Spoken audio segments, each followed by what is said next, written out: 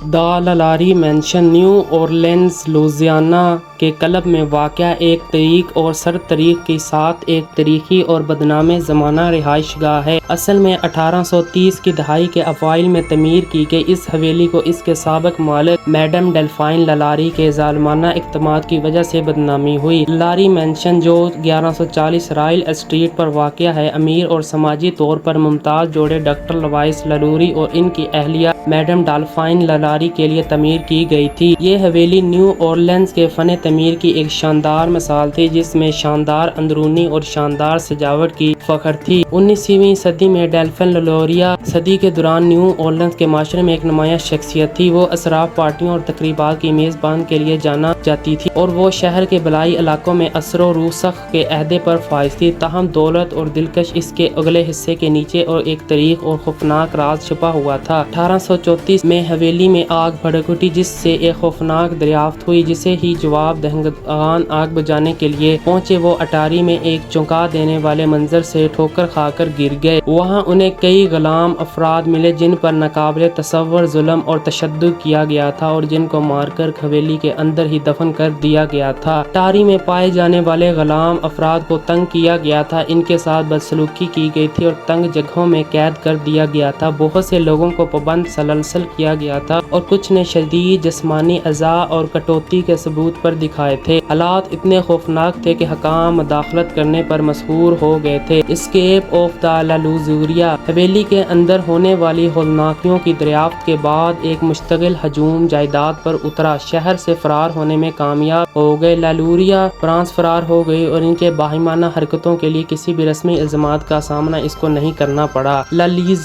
کے جانے کے بعد حویلی نے متعدد بار اپنی ملکیت بدلی۔ کے سالوں کے دوران اس کے کئی خریدار بنے۔ اورلینز میں سب سے زیادہ پریشان ہونے والی جگہوں میں سے ایک ہونے کی وجہ سے اس حویلی نے شہرت حاصل کی۔ متعدد بھوت کہانیوں اور غیر معمولی تجربات کی اطلاع زائرین، رہائشیوں اور غیر معمولی تفتیش کاروں نے یکساں طور پر دی۔ لالاری مینشن ایک نجی رہائش گاہ ہے اور عوام کے لیے آج کھلا نہیں ہے، تاہم یہ اپنی تاریخ اور بھوت پریتی داستانوں سے متوجہ لوگوں کے تخیل کو اپنی گرفت میں لے رہا ہے۔ فرانسیسی کوارٹر کے دوران میں اکثر حویلی کے خوفناک ماضی کی کہانیاں شامل ہوتی ہیں، جس سے یہ نیو اورلینز کی پرتبدار تاریخ کا ذائقہ حاصل کرنے والوں کے لیے ایک مقبول سٹاپ بن چکا ہے۔ کوئن میری ایک مشہور سمندری لائنز اور تاریخی نشان ہے جو لانگ بیچ، کیلیفورنیا، USA میں واقع ہے۔ اس شاندار جہاز کی ایک بھرپور تاریخ ہے اور اس نے دوسری جنگ عظیم کے دوران ایک لگژری کروز لائنز ہونے سے لے کر ڈراپ شپ تک مختلف کردار ادا کیے ہیں۔ آج یہ ایک تیرتا ہوا ہوٹل، میوزیم اور سیاحوں کی توجہ کا ایک مشہور مقام ہے جو اپنی شان و شوکت، دلکش ماضی سے زائرین کو مسحور کرتا ہے۔ کوئن میری کو 1930 کی دہائی میں کلائیڈ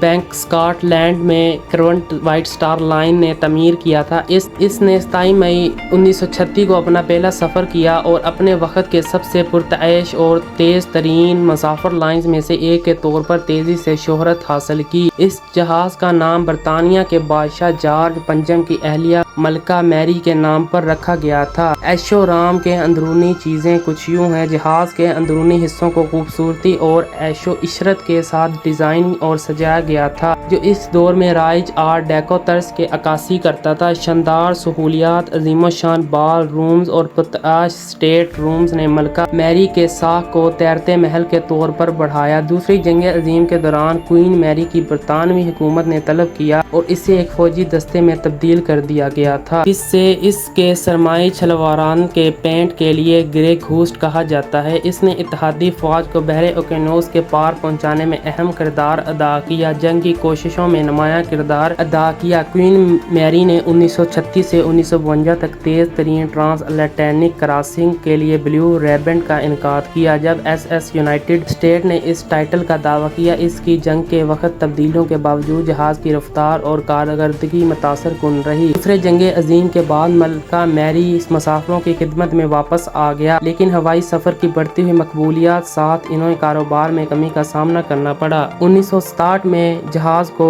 تجارتی سروس ریٹائر کر دیا گیا اور لانگ بیچ، کیلیفورنیا کے شہر نے خریدا۔ 1967 سے क्वीन मैरी को लॉन्ग बीच में मुस्तकिल तौर पर बंद कर दिया गया और इसे एक तैरते हुए होटल, म्यूजियम और सियाहों की तवज्जो के मरकज़ में तब्दील करने के लिए वसीअ पैमाने पर तज़यीन और आराइश की गई। ज़ायरीन इसके डेक को दरियाफ्त कर सकते हैं और इसकी तारीख़ के बारे में जान सकते हैं और तजर्बा कर सकते हैं कि इस अजीम समुद्री लाइन्स पर ज़िंदगी कैसी थी। वर्षों के दौरान क्वीन मैरी ने परेशान होने की वजह से शोहरत हासिल की है। लोगों का मानना है कि इसके अंदर आज भी उन फौजियों और उन अमलों की बदरूहें आबाद हैं जो यहाँ पर रहा करते थे और जो यहाँ से सफ़र करते थे। चर्चा जहाज खुद फितरी तौर पर परेशान नहीं है। बाज़ इलाकों और बोर्ड पर मखसूस अशिया को गैर मामूली सरगर्मी और भूत अमेज तसादम के साथ सलीक किया जाता है। मैरी के कुछ परेशान कुन पहलुओं कुछ यूँ हैं। स्टेट रूम B340 खास पर सबसे ज़्यादा परेशान कमरा है। इसे B340 होने वाले मकामात में से एक स्टेट रूम गैर मामूली सरगर्मियों का मरकज़ आ जाता है, जिसमें अजीबो गरीब वाक़यात, गैर वाज़िया शोर और अशिया अपने तौर पर हरकत करने की तअद्दद इत्तलात हैं। ये कमरा इतना बदनाम था कि 20 सालों से अवाम के लिए बंद करने का फैसला किया था, लेकिन इसके बाद इसे दोबारा खोल दिया गया जो इसमें आकर पैरानॉर्मल एक्टिविटी को देखना चाहते थे। क्वीन मैरी पर इंजन रूम एक और इलाका है जो खौफनाक तजर्बात से वाबस्ता है। ज़ायरीन और अमले ने प्रीत के कदमों और आवाज़ों को सुनने की इत्तला दी है। गोया अमले के साबिक अरकान की रूहें अभी भी वहाँ काम में मसरूफ़ होती हैं। फर्स्ट क्लास स्विमिंग पूल जहाज के फर्स्ट क्लास स्विमिंग पूल पर अफवाह है कि एक नौजवान लड़की के भूत ने उसे बताया है जो पूल में अलमनाक तौर पर डूब गई थी। कुछ मेहमानों ने दावा किया है कि वो खाली तालाब के इलाके से बस हंसने और छिड़कने की आवाज़ें सुन रहे हैं और हमेशा ऐसी आवाज़ें वहाँ पर कई लोगों ने सुनी है। दूसरी जंग अजीम के दौरान क्वीन मैरी को एक ट्रुप्स ट्रांसपोर्ट जहाज के तौर पर दोबारा तैयार किया गया था और कई इलाकों को जख्मी फौजियों के लिए आइसोलेशन वार्ड के तौर पर इस्तेमाल किया गया था। इन वार्डों के खौफनाक माहौल की वजह से भूतों